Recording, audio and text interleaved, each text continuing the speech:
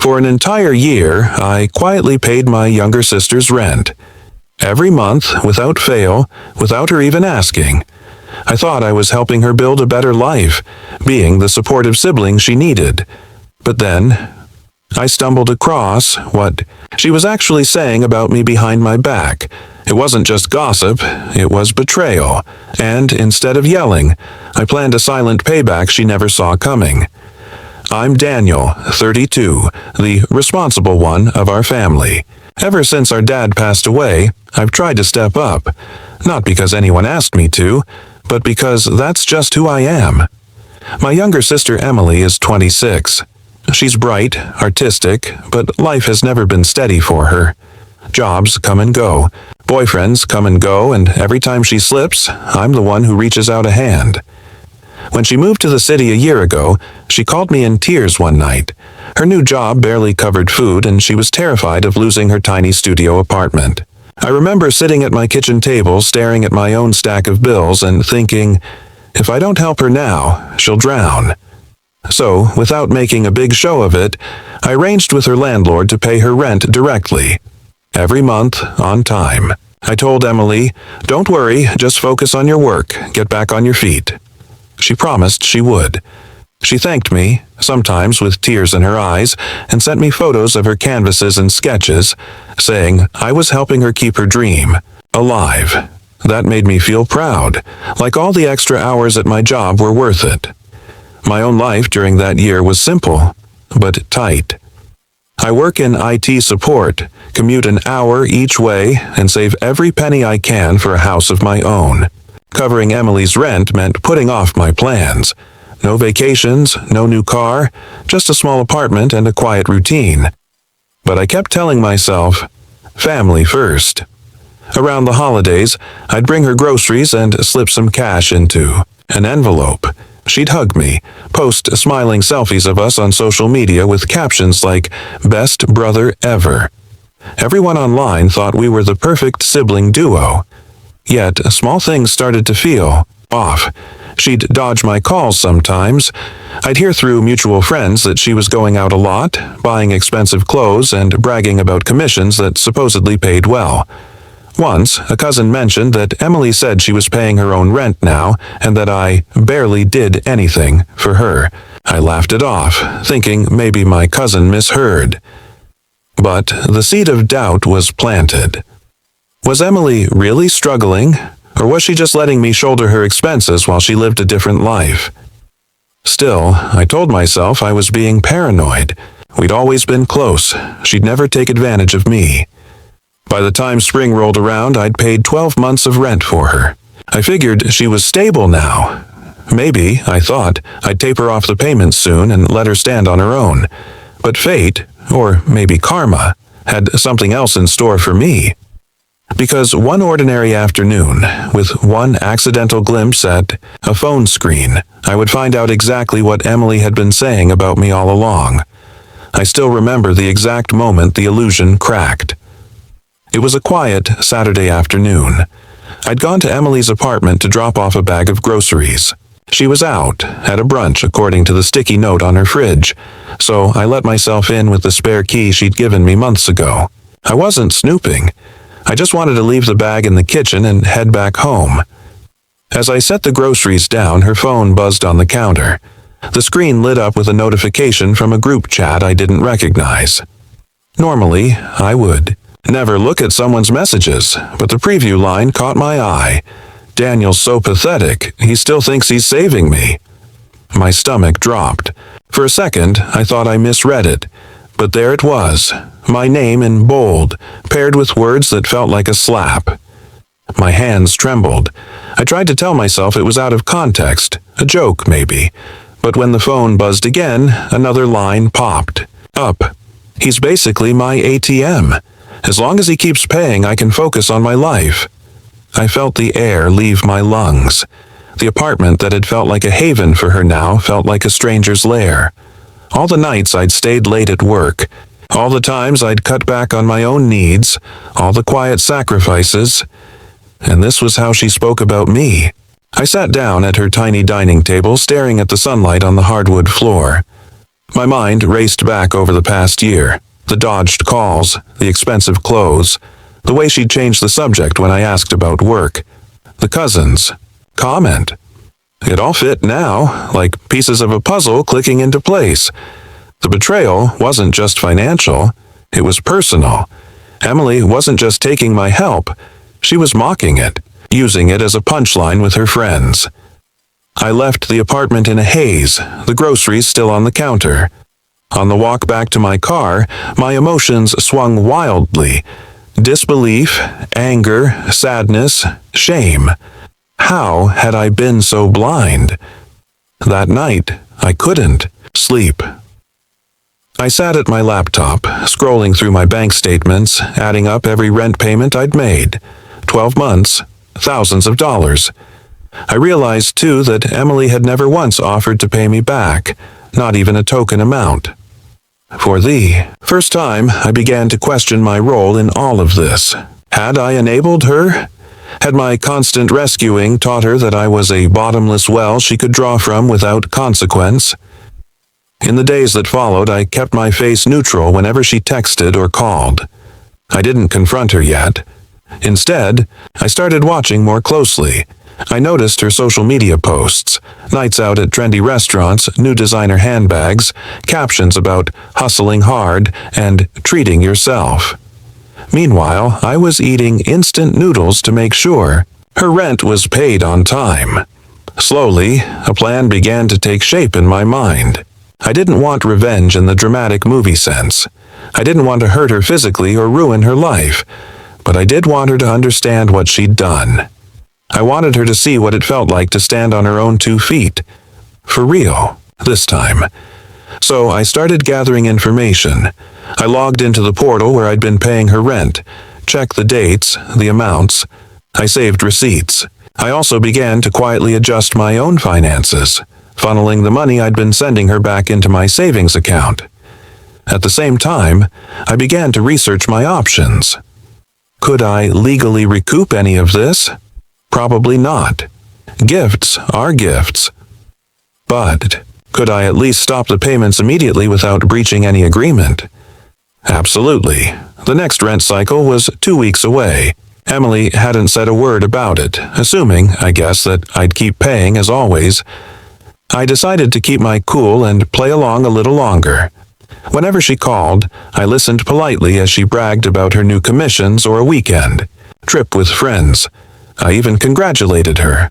All the while, my resentment hardened into something colder, sharper, resolve. In the evenings, I'd sit at my kitchen table and draft a simple, factual email to her landlord. I explained that, as of next month, I would no longer be covering Emily's rent, and that all financial responsibility would revert to her. I scheduled the email to send automatically at midnight the day before rent was due. Part of me still hoped she'd come to me first, admit what she'd done, maybe even apologize. But another part of me knew she wouldn't. People who see you as an ATM rarely think to thank the machine. They just expect it to keep dispensing. As the days ticked down to the end of the month, I rehearsed in my head what I might say when the inevitable explosion came. Would I confront her outright, show her the screenshots of her messages, or would I simply let her figure it out when the rent came due and no payment arrived? Either way, I felt a strange calm settle over me. For the first time in a year, I was taking my power back. Not with shouting, not with drama, but with quiet, deliberate action. And deep down, I knew this was only the beginning. Because once the payments stopped, Emily's real feelings and her real character would be revealed. And when that happened, I would finally have the chance to show her exactly who I had become too. The week leading up to the rent deadline felt like moving through a dream. Everything familiar, yet slightly off-kilter. Emily's calls came at the usual times, her texts popped up with the usual emojis. But now, every interaction had a new undertone for me. I'd smile at my phone and type back polite replies, while in my head I could hear her messages from that group chat echoing, ATM, pathetic, saving me. At work, my colleagues noticed I was quieter. I'd catch myself staring at spreadsheets without really seeing them, replaying conversations with Emily from the past year. There was the time she called me my hero for covering her late fee, the time she promised she'd pay me back once she was stable, the time she laughed when I suggested she get a roommate to cut costs. Each memory now glimmered with irony I hadn't seen before. In the evenings, I began a small ritual. After dinner, I'd pull out a folder I'd started, a plain manila envelope filled with printouts of bank transfers, email confirmations, even screenshots of her braggy social posts. I wasn't planning to sue her or shame her online. I just wanted a record, a physical reminder of what had actually happened. Looking at the numbers made it real, and making it real gave me strength. I also started quietly preparing for what would happen after I stopped paying. I called her landlord again, not to gossip, but to confirm the terms of her lease. He sounded surprised that the rent hadn't been coming directly from Emily. I told him, calmly, that starting next month, she would be responsible for her own payments. He hesitated, then said, "That's going to be a shock to her." I just said, "Yes, it will." Meanwhile, Emily posted a story of herself at a rooftop bar, clinking glasses with friends. The caption read, "Independent Queen Energy." I almost laughed out loud at the audacity. If only her followers knew what independence meant. In this case, my debit card. As the days passed, my initial hurt began to shift into something steadier. I wasn't just angry at her. I was disappointed in myself for letting it go on so long. But now, every hour closer to the deadline felt like reclaiming a little more of my dignity. On Wednesday night, 3 days before the first unpaid rent would be due, Emily called me from the street, wind in the background. "Hey, guess what? I'm thinking of going to Miami next month. Girls' trip." Her voice was bubbling with excitement. I gripped the phone tighter. "Sounds fun," I said evenly. "Yeah. And rent's coming up, right? Same account as before?" She asked casually, as though it were a subscription she didn't have to think about. I said, non-committal. She didn't notice the difference. She went on about beach outfits and flight deals. I listened, murmured polite responses, and when we hung up, I sat in the dark for a long time, thinking. This was it. She truly believed the money would keep flowing forever. The next day, I finalized everything. I logged into the rent portal, removed my payment information, and confirmed the cancellation. Then, I double-checked that my scheduled email to the landlord was ready to go out. That night, lying in bed, I rehearsed again what I'd say if she called in a panic. I wouldn't yell. I wouldn't insult her. I'd keep it simple. "Emily, I've supported you for a year. I've seen what you've been saying. From now on, you're on your own." Friday arrived. The email went out at midnight as planned. On Saturday morning, I woke up before my alarm. Sunlight poured through the blinds. For the first time in months, I felt almost peaceful. Whatever happened next, I was done being her invisible safety. Net mid-morning, my phone buzzed. Emily. I let it go to voicemail. Then came a text. "Hey, did the rent go through? Landlord just called me."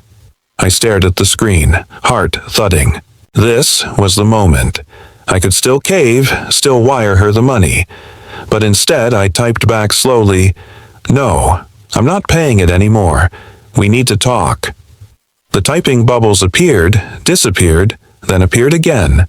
Finally, "What? Why?" Didn't answer right away. I put the phone down, made myself coffee, sat at the kitchen table. Let her stew. A few minutes later, another text came, more frantic. "I'm going to get evicted. You can't do this to me." I exhaled.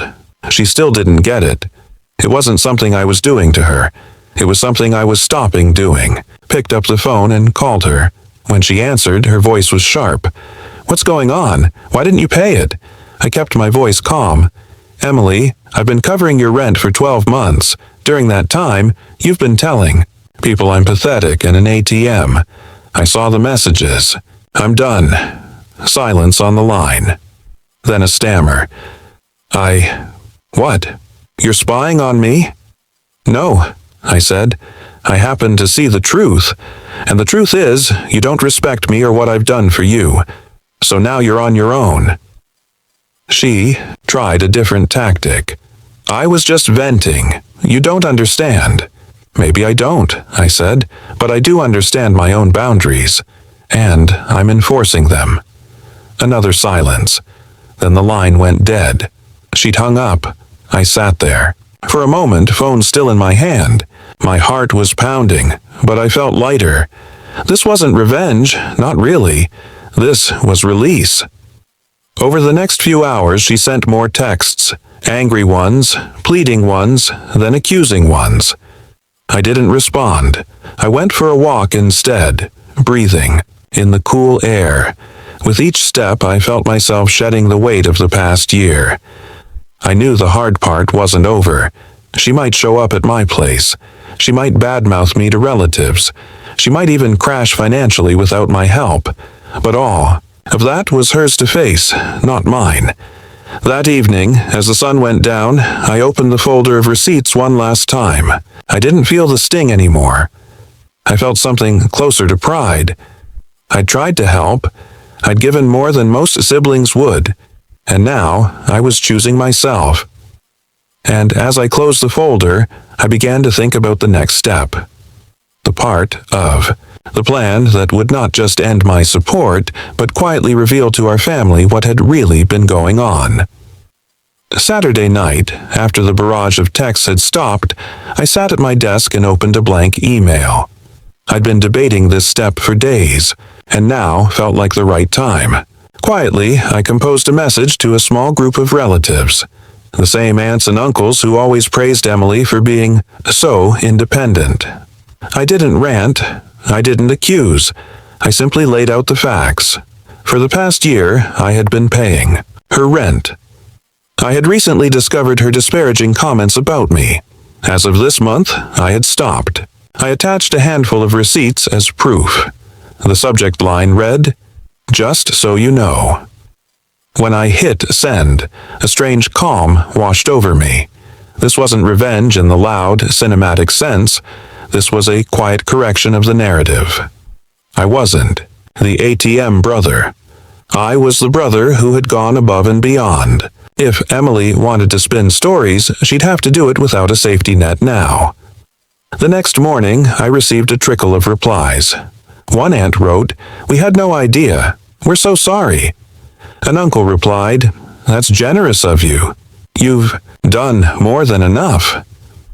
No one sounded angry at me. No one tried to guilt me into continuing. For the first time in months, the story wasn't just Emily's version. It was mine too. Later that day, Emily called again.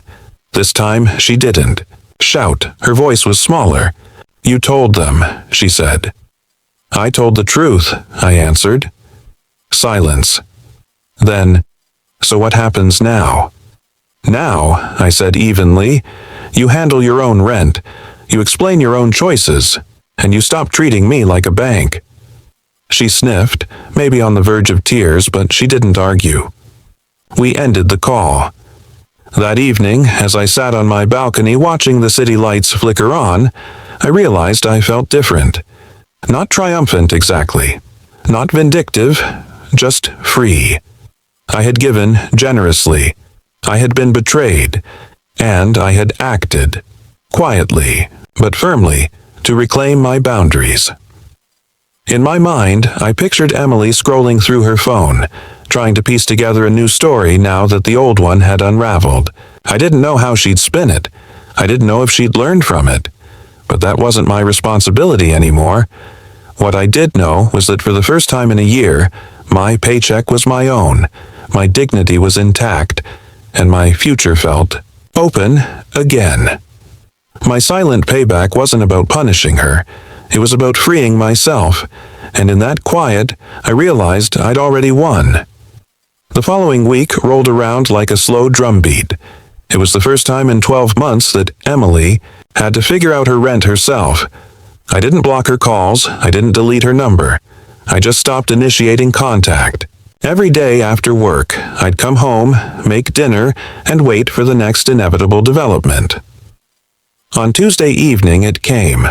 My phone buzzed with a message that simply said, "We need to talk in person." I agreed, but set the meeting at a neutral spot, a quiet cafe near my office. No yelling, no public scenes, just a talk. When I arrived, Emily was already there, hunched over a coffee she wasn't drinking. Her hair was pulled back in a messy bun. She looked tired. The confident, rooftop bar version of her had slipped away. She glanced up when I sat down, eyes flickering between defiance and shame. "So," she began, "you really stopped paying." "I did," I said calmly. She fiddled with her spoon. "And you told the family." "I told the truth," I replied. She exhaled hard. "You embarrassed me." I kept my voice low and steady. "Emily, I supported you for a year. Rent, fees, late notices. I did it quietly without asking for thanks. And in return, you told people I was pathetic, that I was just an ATM. That's not embarrassment, that's accountability." Her eyes flashed. "I was venting. People say things. You weren't supposed to see that." "Maybe not," I said. "But I did. And now, here we are." She looked down at her cup, tracing a circle on the saucer with her finger. For a long moment, neither of us spoke. Then she whispered, "I didn't think it mattered." That stung more than I expected. "It mattered," I said softly. "It mattered every time I transferred the money. It mattered every time you bragged about being independent. It mattered when you mocked me to your friends." She swallowed, eyes shiny. "So, what now? Are you going to hate me forever?" I shook my head. "No, I'm not here to hate you. I'm here to set boundaries." She frowned. "Boundaries?" "Yes," I said. "From now on, you pay your own rent. You live your own life. You explain yourself to whoever you want. But I'm done funding a version of you that isn't real." Silence again. Then she said, "I can't afford it right now." "Then, you adjust," I replied. "Get a roommate, downsize, ask for help honestly instead of assuming it. There are options, but I'm no longer one of them." Her jaw tightened. For a second I thought she'd lash out, but instead she slumped back, looking small. "I guess I deserve this," she murmured. I took a slow breath. This was the moment I'd been waiting for. Not to humiliate her, but to tell her face to face that the dynamic had changed. "Emily," I said gently, "I don't want you to fail. I want you to grow up. That's all." She nodded without meeting my eyes. "I'm sorry," she said finally. The word sounded awkward, like a foreign language. I didn't rush to fill the silence. I let it hang there, heavy but honest. After a while, she added, "I didn't realize how much you were actually doing." "Now you do," I said simply. We sat for a few more minutes. The cafe buzzed softly around us, a world of strangers with their own problems. Eventually she stood, pulling her coat tighter around her. "I'll figure it out," she said. "I hope you do," I replied. She walked away without looking back. I watched her go, feeling a mix of sadness and relief. This wasn't the dramatic confrontation I'd imagined. It was quieter, heavier, but in a way more powerful. Over the next few days I saw the ripple effect of our talk. The family chat grew silent. The aunts and uncles who'd written back to me began sending encouraging messages. Not about Emily, but about me. "Proud of you for standing your ground," one wrote. "You've done enough," another said. No one blamed me. No one tried to guilt me. Emily, meanwhile, posted fewer rooftop bar photos. Her feed shifted from independent queen energy to quotes about resilience and self-improvement. I didn't comment. I didn't like or share. I simply scrolled past. One evening, about 2 weeks later, I got an email from the landlord confirming. Emily had taken over the lease under her own name and set up her own payment method. He added, "Good luck to you both." I stared at the screen for a moment, then closed the laptop with a small smile.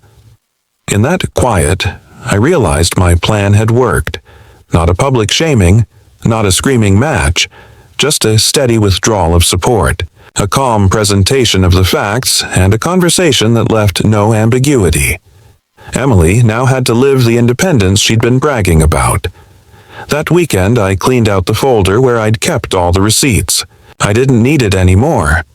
I shredded the papers, one by one, feeling lighter with each tear.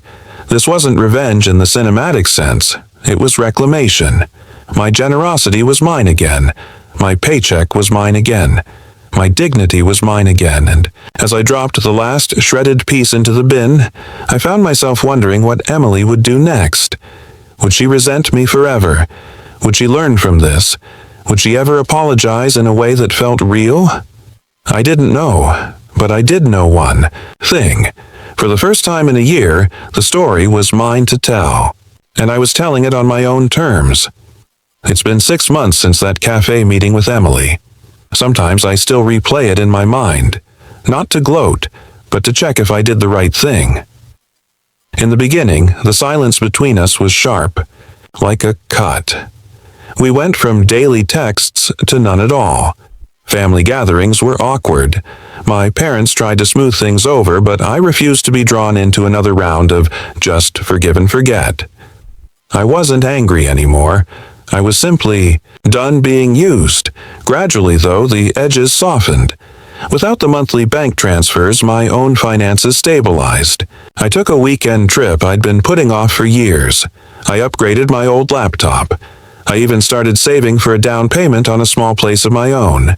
It felt strange at first, to invest in myself instead of someone else, but also liberating. Meanwhile, Emily learned the realities of rent. She downsized to a smaller apartment, got a part-time job to supplement her income, and, according to mutual friends, stopped bragging about being completely independent. For the first time in a long time, she was actually living within her means. It wasn't easy for her, but it was honest. One Sunday afternoon, she texted me out of the blue. "Hey, I just wanted to say thank you for what you did last year. I didn't get it then. I think I do now." I stared at the screen for a long time before replying, "You're welcome. I hope you're doing okay." That was all. No lecture, no scorekeeping, just an opening. She responded with a simple heart emoji. For the first time, it felt like she saw me not as an ATM, but as a brother. Our relationship is not magically repaired. We're polite now, sometimes even friendly, but there's still distance. And that's okay. Boundaries aren't punishments. They're structures where real respect can grow.